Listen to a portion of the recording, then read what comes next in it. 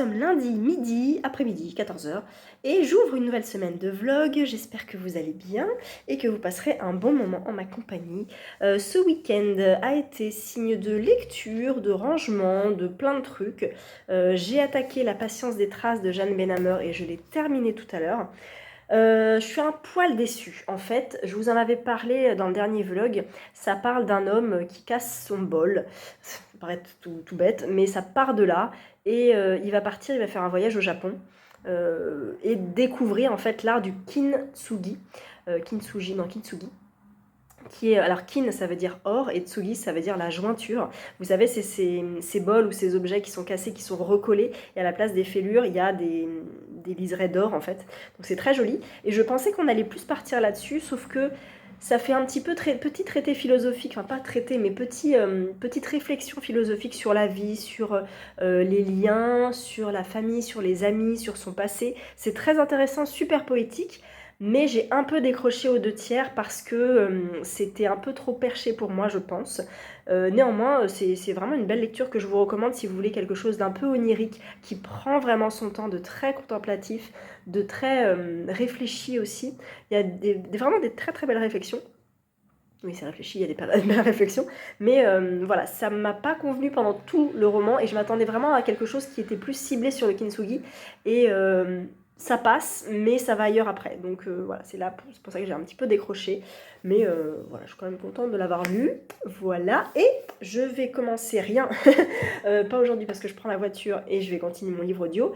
Mais demain, je commence La Race des orphelins de Oscar Lalo, que j'avais acheté à Brive. Donc ça veut dire que là...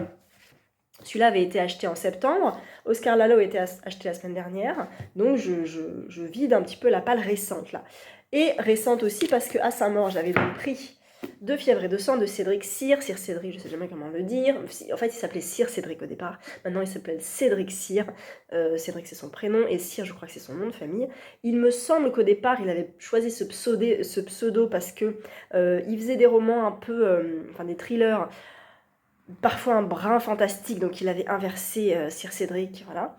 Enfin, il a inversé Cédric Cyr pour Cyr Cédric. Et depuis Vindicta, je crois, il s'appelle Cédric Cyr parce qu'il me semble que maintenant ses romans n'ont plus rien de fantastique et c'est vraiment du pur thriller, hyper haletant. Donc je pense qu'il a voulu marquer un peu un changement dans son écriture et donc dans son nom pour que les gens comprennent qu'il y avait une époque Cyr Cédric et maintenant c'est l'époque Cédric Cyr.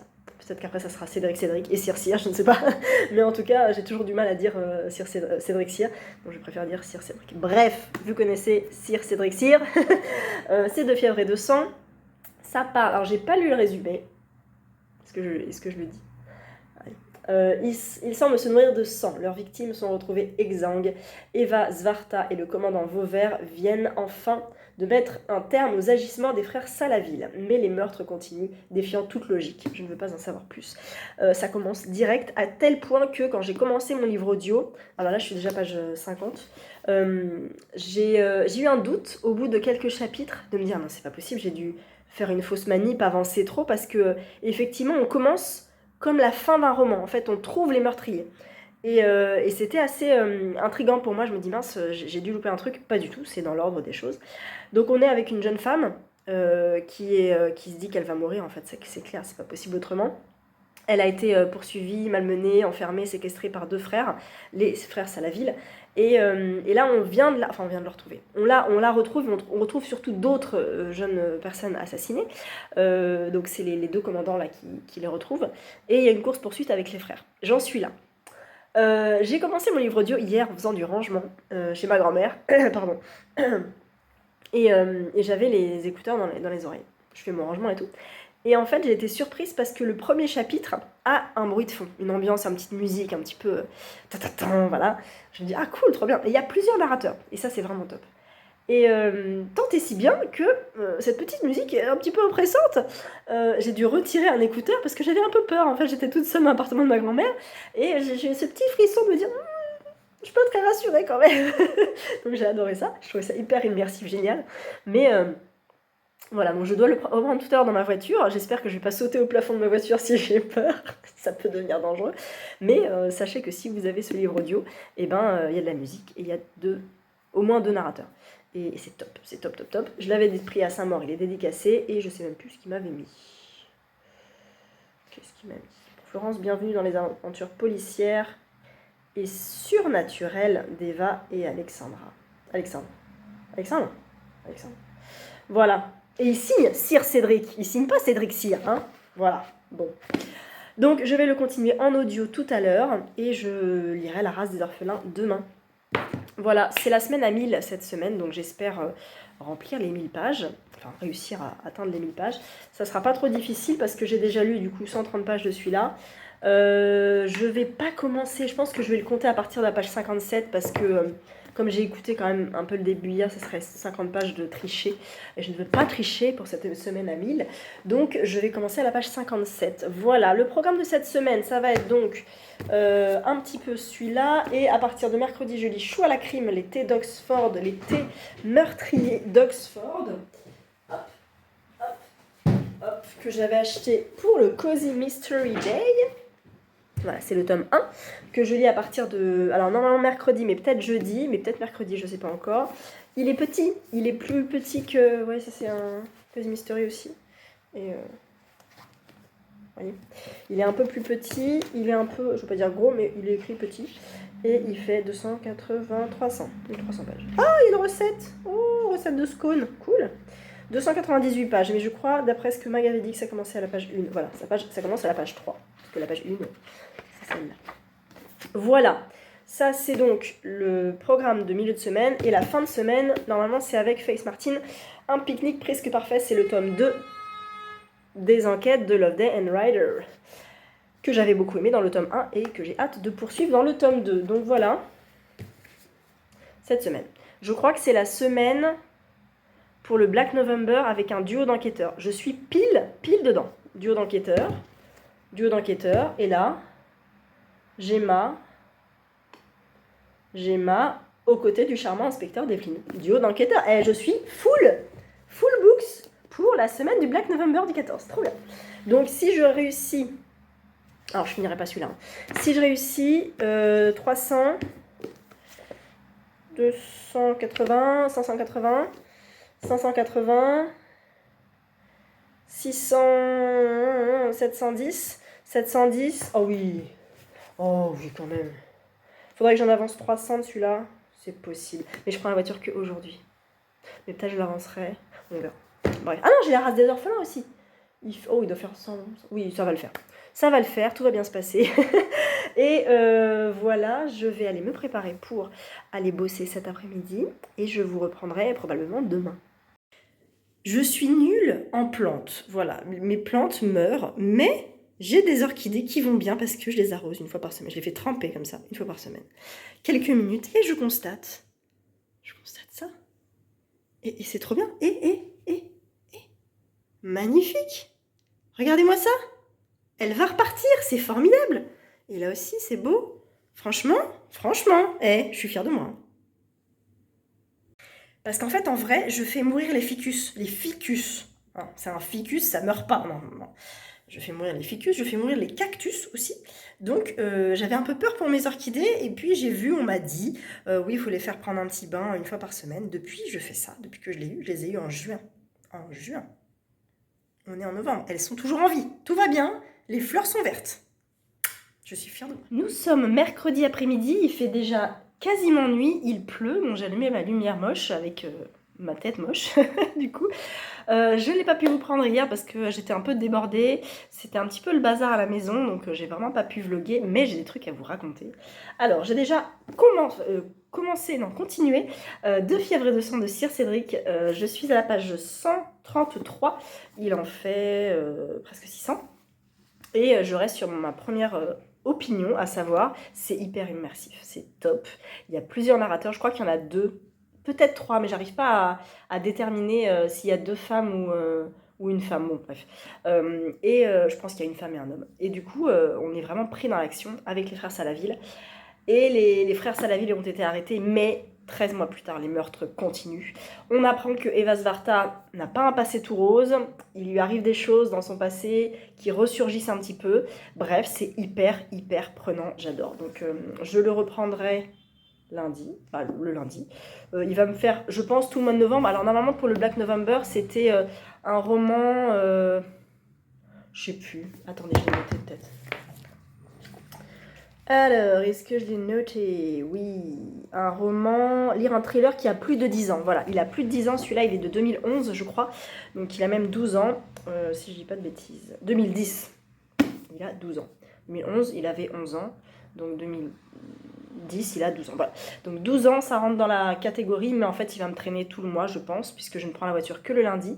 Mais il y aura peut-être aussi des passages ménage audiobook, histoire de l'avancer un maximum. J'ai du rangement aussi à faire, donc hop, je me mets les écouteurs pendant ce temps-là. En tout cas, excellent, excellent, excellent. Je vois normalement l'auteur à Noir sur Orme son samedi, mais comme j'y vais à l'ouverture, j'espère que les auteurs sont là à l'ouverture, en fait, à 10h pile. Pas comme Abrive. J'ai ensuite lu Dégommé, la race des orphelins de Oscar Lalo.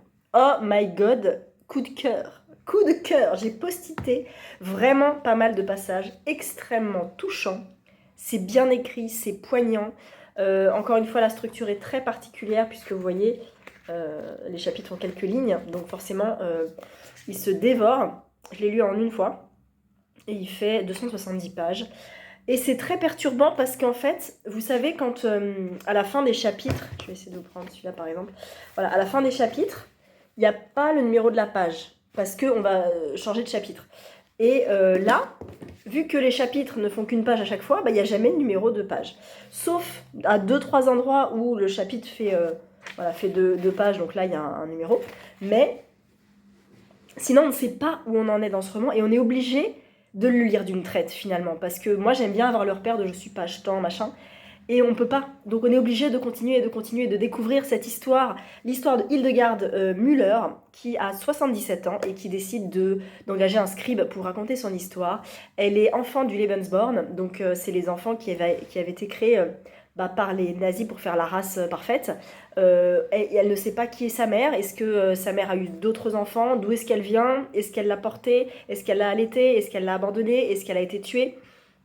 Elle ne sait pas qui était son père, est-ce que c'était un soldat nazi, un soldat, un allemand, voilà, elle ne savait pas, enfin si c'était probablement un soldat SS, et elle ne sait rien de son passé, et elle va engager un scribe parce qu'elle ne sait pas écrire, et elle ne sait pas beaucoup lire, et elle va lui demander d'écrire son histoire. Donc en fait, elle raconte ce que le scribe lui dit. Enfin, c'est pas ça. Mon scribe s'est installé chez moi, il a 2 valises de livres, blablabla. Bon, après, elle raconte. Pardon, je suis un peu prise, mais je suis pas encore enrhumée. Elle raconte en fait sa vie. Et elle fait des réflexions sur sa vie, sur la guerre, sur le Lebensborn, sur la honte que c'est d'être un enfant du Lebensborn, alors que c'est juste l'innocence même en fait, et que c'est terriblement horrible ce qui s'est passé pendant cette guerre, notamment avec ça. Et elle en parle. Enfin, elle en parle. Voilà, l'auteur Oscar Lalo le retranscrit tellement bien et c'est hyper poignant. On la découvre au fur et à mesure, cette femme, on découvre ce qu'elle a pu vivre plus jeune, puis adulte, et maintenant la réflexion sur la vie, la réflexion sur tout ça, le recul qu'elle peut avoir maintenant sur la guerre, les personnes qu'elle a rencontrées. Elle a rencontré son mari aussi qui est issu d'un Lebensborn, et c'est hyper beau. C'est hyper beau. Ça a des mots extrêmement forts. Je vais quand même vous lire un passage que j'ai postité parce que c'est trop beau. Voilà. Ah, alors qui écrit ce livre? Est-ce qu'elle le dit? Non, non, non, non, non. Non, c'est pas ça. Hop. Ma petite enfance, alors oui, si, c'est au début. Ma petite enfance est un nuage de cendres qui me cache le soleil. La blancheur de mon nuage ne sera jamais blanche. Elle sera toujours vert de gris. Sa consistance jamais cotonneuse. Elle sera toujours fumée. Le vert de gris est toxique. Mon nuage vert de gris plane au-dessus de ma tête, où que je sois. Il est gonflé de toutes les larmes de ceux que j'étais censé remplacer. Mon nuage n'a jamais cessé de pleurer sur moi. Ces 6 millions de larmes ne cessent de me noyer. Ambiance. Mais c'est tellement... Alors, faut être joyeux pour lire ce livre, parce qu'il est un peu plombant, mais il est très très beau, vraiment. Je voudrais vous lire encore un autre passage. Ah, il y a une anecdote sur une femme, je peux pas vous raconter, mais incroyable. C'est vraiment trop trop beau, quoi. Alors, on rencontre dans ce bouquin Anne Frank. Elle compare sa vie à Anne Frank. Elle parle de Germaine Tillon, elle va parler de Hannah Arendt, elle va parler de Primo Levi, elle va parler de plein de livres, de films aussi. Et à la fin du bouquin, il y a la bibliographie, les sources bibliographiques de l'auteur. Une page, 2, 3, 4, 5, 6, 7 et 8. Voilà.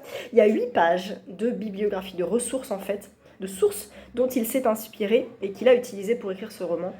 Parce que vraiment c'est bien renseigné, parce que vraiment on sent qu'il y a un poids qui est nécessaire dans cette histoire qu'il faut raconter. C'est génial. Vraiment, j'ai mis 19 sur 20 parce que c'est un coup de cœur, je ne m'attendais pas à ça. Et c'est la bonne surprise de Brief, je ne m'attendais pas à voir l'auteur et j'ai un peu sauté dessus. C'était impulsif et j'ai super bien fait, je suis trop contente. J'aurais dû lire ce livre avant, bien sûr, mais voilà.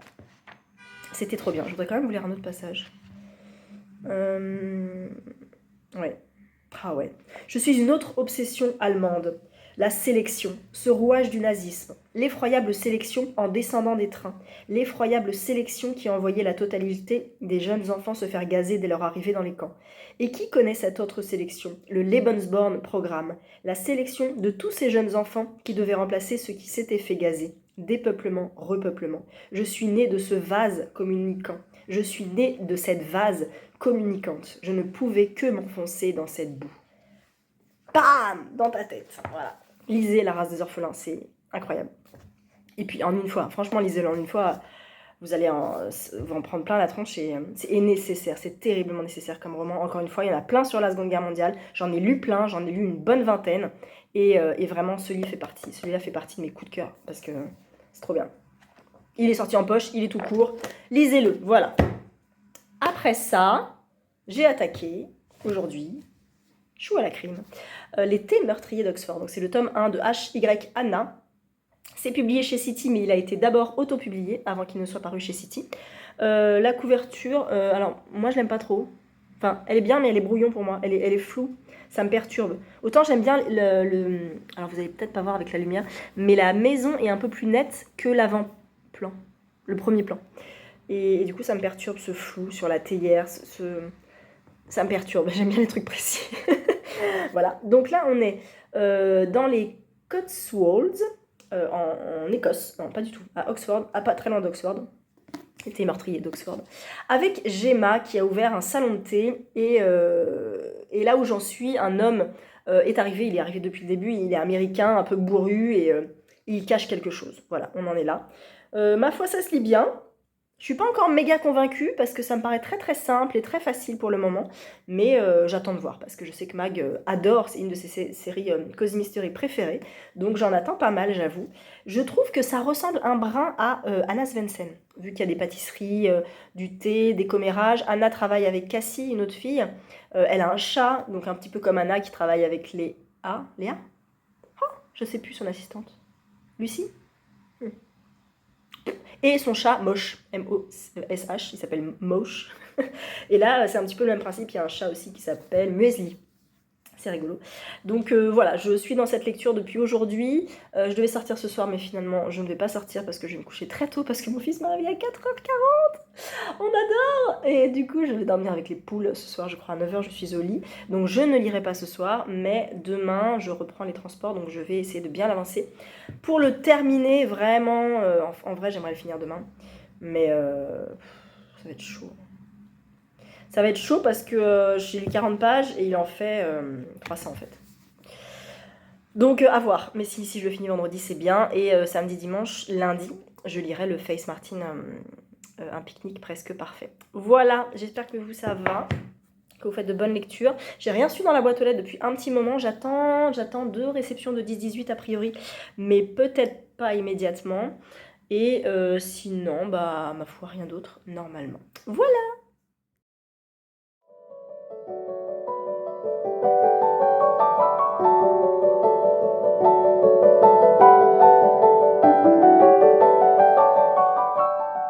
Je vous retrouve vendredi après-midi pour vous dire que j'ai terminé à l'instant, chou à la crime, le premier tome des Thés meurtriers d'Oxford de H.Y. Anna chez City. C'était bien, c'était vraiment bien. Je vais mettre un petit 17 sur 20 parce que c'est bien ficelé, ça m'a plu. Mais je peux pas mettre plus parce que je ne peux pas m'empêcher de comparer ce premier tome avec Anna Svensson en fait, que je préfère, j'avoue. On en discutait tout à l'heure, j'ai fait un live sur Insta et il y en a qui préfèrent cette saga-là à Anna Svensson. Moi, je préfère Anna Svensson parce que ça se passe aux États-Unis et parce que il y a un petit côté Desperate Housewives qui me parle plus, en fait, que je préfère. Je sais que le Cozy Mystery se passe pas aux États-Unis normalement, mais là moi, ça fonctionne chez moi, ça marche carrément. Même si là, c'était très agréable. J'aime beaucoup les Dames de Marlowe qui se passent en Angleterre, hein, donc voilà, il y a pas de souci. Mais c'est vrai que là, je sais pas, le fait que ça se passe aux États-Unis, il y a un petit côté Madeleine de Proust quand j'étais plus jeune, quand je regardais Desperate Housewives. Donc voilà. Mais en tout cas, c'est un bon premier tome. Je ne sais pas quand je lirai la suite. Je ne sais pas si je lirai la suite. Mais je suis quand même curieuse de lire la suite. Parce que la fin, après la révélation du meurtrier, m'a plu. Il se passe un ou deux trucs qui me font dire ah, j'y retournerai bien quand même. Donc, euh, donc voilà. Après, avoir aucune urgence vraiment pour lire la suite. Mais j'ai eu des très bons retours de cette saga. Je plus sois. C'est une bonne saga, c'est pas ma préférée, c'est pas dans mon top 3, parce que trop de similitudes avec Anna, mais voilà, je vous recommande si vous voulez un bon petit Cozy Mystery. C'est bien écrit, c'est bien mené. Donc, voilà, j'enchaîne avec un nouveau Cozy Mystery. Pique-nique presque parfait de Faith Martin. Voilà, c'est le tome 2. Et puis c'est parti. C'est parti, on est en 60, dans les années 60, avec Loveday and Ryder, et après une fête de fin d'année organisée par les étudiants de St. Bede's College, sur les berges d'une rivière, le corps d'un certain Derek Chadworth est retrouvé flottant dans les eaux de Port Meadow.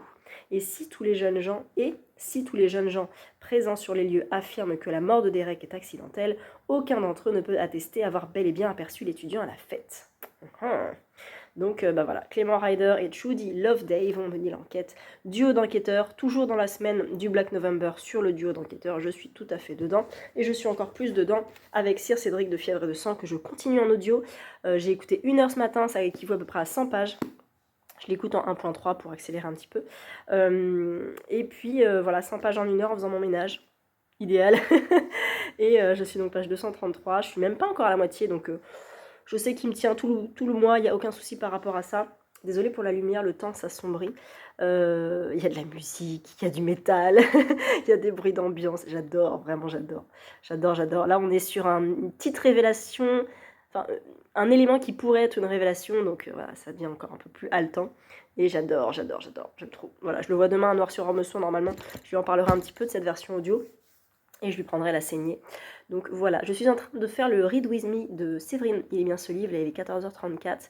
Je vais chercher mon fils à 16h, ça veut dire que j'ai 1h30 de lecture devant moi parce que j'ai fait tout ce que j'avais à faire ce matin et je suis coincée à la maison parce que j'attends un colis qui doit être livré entre 8h et 19h et qui avait déjà été livré la semaine dernière, mais visiblement on n'avait pas entendu la sonnerie alors qu'on était à la maison. Je pense que ça va être un petit peu la même aujourd'hui, donc je suis un peu énervée parce que j'avais d'autres choses à faire en dehors de chez moi. Je suis coincée, bon je bosse pas le vendredi donc c'est pas grave, mais voilà. C'est parti, je vais lire Love and Rider et puis je vous filmerai demain Noir sur Ormesson si je peux.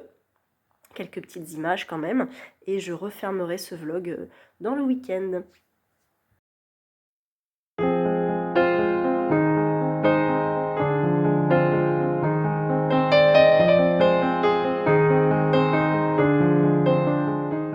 Nous sommes samedi après-midi, je referme cette semaine de vlog avec le petit retour de Noir sur Ormesson où j'étais ce matin. Ça se tient ce week-end, mais quand vous verrez ce vlog, je pense que ce sera fini. Voilà toute la liste des auteurs. Alors il y en a 50. Il y a une partie jeunesse cette année apparemment, je ne suis pas allée voir, et c'était vraiment très très chouette. Il y a tous les auteurs présents, enfin les auteurs quand je suis arrivée à 10h15 étaient presque tous là. Donc ça déjà c'est cool, parce qu'on n'a pas à attendre très longtemps. Il y avait peu de monde, 1 ou 2 personnes devant les auteurs, le plus de queue qu'il y avait c'était devant Sir Cédric. Il y avait 5 personnes, hein, c'est pas dingue non plus. Donc j'ai pu prendre la saignée que je vais pouvoir dégommer bientôt. Il fait 700, à peine 700 pages, 650 pages. Je vais essayer de me programmer, ouais pas tout de suite quand même, hein, peut-être janvier, février, c'est pas urgent. Donc ça, bien sûr dédicacé. Je suis allée voir Christelle Duchamp pour lui prendre le sang des Belasco. Ah, il s'enlève pas le bandeau. Qui est en poche, qui est petit. Écrit gros, il fait 250 pages et avec 2 petits marque-pages mon fils ne dort pas, le marque-page de Christelle Duchamp et le marque-page des Louves du Polar, qui est un regroupement de plusieurs autrices de polar qui font du bon polar, même en étant des femmes. Et ça, c'est cool, parce qu'il n'y a pas que les hommes qui font du polar. Et voilà, nous, autrices, sommes de plus en plus nombreuses à proposer des romans noirs, des thrillers, des romans policiers. Notre production est riche, variée, avec des nuances allant du cozy crime à l'hyper-trash, en passant par le polar psychologique. Oui, tout existe dans le polar féminin francophone, et nous, les louves, sommes là pour le rappeler. Notre objectif, braquer les projecteurs sur cette littérature qui mérite d'être plus connue. Exactement, les femmes aussi savent écrire de bons polars, exactement, tout à fait. Voilà, ensuite, j'avais hésité à prendre un Julia Chapman parce qu'elle était là, mais j'ai préféré me faire dédicacer mon premier tome de Rendez-vous avec le crime. Voilà, elle est trop gentille, trop sympa, il n'y avait personne. Julia Chapman quand même. Et elle m'a dit que le détective de Yorkshire était en cours de tournage et que ça allait être diffusé en série sur France 3 en janvier, février, je sais plus ce qu'elle m'a dit. Bref, il va y avoir une série de détectives de Yorkshire, ça c'est trop bien. Et enfin, je suis allée voir RJ et Laurie parce que j'aime beaucoup et parce que je me suis fait dédicacer Omerta, que j'avais pas terminé à Saint-Maur-en-Poche, donc j'avais pas pu le prendre pour le faire dédicacer. Et là, du coup, j'ai pu le faire dédicacer. Voilà, je suis repartie même avec... Oh, il joue. Il veut pas dormir, forcément, il a dormi dans la voiture parce que je l'ai emmené au salon. Je suis repartie avec un petit tote bag noir sur Ormesson, salon du polar, et donc des petits marque-pages et le programme, voilà, avec des conférences, pas mal de conférences sur les 2 jours, avec Momalo, avec une conférence Souffler le chaud et le froid, le polar n'a pas de genre, rencontre avec le parrain, les nouvelles plumes. Et demain dimanche, il y a perquisition du roman policier jeunesse, Au cœur du noir, Sortir des sentiers battus, l'art du polar historique et polar et réalité. Voilà, donc c'est vraiment top. C'est la deuxième édition et je vous le recommande vraiment si vous êtes en Ile-de-France parce que c'est un petit salon avec peu de monde, avec beaucoup d'auteurs disponibles, donc c'est agréable. Et il veut toujours pas dormir. Il dormira pas, tant pis. Hein. Voilà, je vais passer une super après-midi. Donc voilà, Noir sur Ormesson. Au niveau lecture, j'ai commencé, je vous avais dit hier peut-être, Face Martin, j'ai lu 46 pages. C'est pas maintenant que je vais lire, bien sûr, mais voilà, j'espère le finir lundi. Ça va être un peu chaud demain. Donc ce soir, enfin aujourd'hui, je vais pas pouvoir lire. Demain, ça va être un peu tendu. Lundi, je pourrais lire, mais je ne pourrais pas m'enquiller 200 pages en une journée, donc on verra. Sur le salon, j'ai croisé Laure, une abonnée, qui m'a offert un joli petit paquet avec du Benjamin Lacombe, parce qu'elle sait que j'adore Benjamin Lacombe, donc elle m'a pris, parce qu'elle est allée à l'exposition en fait Benjamin Lacombe, et voilà, elle m'a pris des petites cartes qui peuvent servir de marque-page, c'est trop gentil. Et donc elle m'a fait un petit paquet, trop adorable, déjà, petit origami comme ça, une petite grue japonaise. Alors, je vais pas faire des bêtises, oh, je vais pas être obligée de le couper, non, ça va, comme ça, voilà. Elle a mis des petits tampons. Tic, tic, tic. Trop chou. Elle m'a mis ça dans une petite boîte. Oh là là. C'est trop mignon. Elle a un compte Etsy, je crois. Je vous mettrai sa boutique dans la barre d'infos. Oh, elle est trop belle cette boîte. Magnifique. J'adore. Et dedans, elle m'a glissé. Ah, mais c'est trop chou, mon Dieu, mon Dieu, mon Dieu. Petite étoile. Oh là là, mais c'est beaucoup trop. T'es folle. Des petits. Oh, mais c'est. Oh là là. Oh my god. Oh my god, oh my god. Alors, déjà, j'ai un petit thé héritage. Parce que je reconnais ça. Des petits personnages beaucoup trop mignons. Oh, un petit samouraï. Un petit samouraï. Et si je fais ça? Comme ça qu'on fait? Je suis vraiment une youtubeuse en carton quand je fais ça, mais des petits trucs, c'est trop mignon, mais c'est des autocollants, c'est des petits autocollants. Il y en a plein là. Oh là là, elle m'a mis plein de petits trucs. Oh. Alors, qu'est-ce qu'on a là?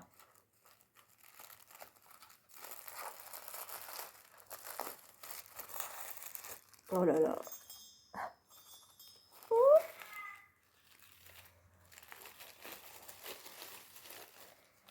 Hop. Waouh! Oh, elle est belle. C'est une petite guirlande. Oh, elle est trop belle. Elle est magnifique. Oh my god. Petite guirlande japonaise avec des petits objets. Voilà. Petit crochet, clochette. Petite grue, petit pompon, petite étoile. Oh, j'adore. En déco, ça, c'est trop mignon. J'adore. C'est trop chou, merci. Oh, mais c'est dingue, mais t'es folle. Mais elle est magnifique. Magnifique. Et j'ai encore... Oh, ça c'est pour le sapin. Pour mon sapin de Noël. Oh là là. Mais c'est tellement classe. J'adore. Moi, le Japon, c'est une de mes autres passions. Et vraiment, je suis fan de tous ces petits objets tellement précieux, minutieux et tout. J'adore, j'adore, j'adore. Elle m'a mis des petites étoiles. J'en avais fait pendant un temps des petites étoiles comme ça. Et je les ai encore d'ailleurs. Hop, et bonne lecture. Mais elle m'a gâtée, elle m'a surgâtée là. Mais regardez, le petit scotch là, japonais quoi. J'adore. J'adore. Oh là là là là là là. Faut vraiment que je vous mette son Etsy en barre d'infos parce qu'elle fait des choses hyper délicates. C'est très très beau. Hop. Hop. Oh, merci. C'est des petits marque-pages. Hop là. Hop là. C'est des petits marque-pages en origami. J'adore. J'aime beaucoup le motif. Les motifs, j'adore. Le bleu, j'adore le bleu, moi. Donc, je suis fan, j'aime trop. Oh my god. Oh my god. Mais merci infiniment, Laure, c'est adorable. Je suis trop, trop touchée. Merci beaucoup, beaucoup, beaucoup. C'est trop bien. Je suis trop contente de l'avoir vue. On s'est croisés, donc, du coup, au salon, Noir sur Ormesson ce matin. Qu'elle me remette ça. Et vraiment, c'est tellement adorable. C'est trop, trop gentil. Voilà. Sur ces bonnes paroles, je vais vous laisser. Je vais aller calmer mon fils, je crois. Peut-être jouer avec lui, peut-être l'occuper un petit peu quand même. Et puis, je vous retrouve dans une prochaine semaine de vlog et je vous dis à très bientôt.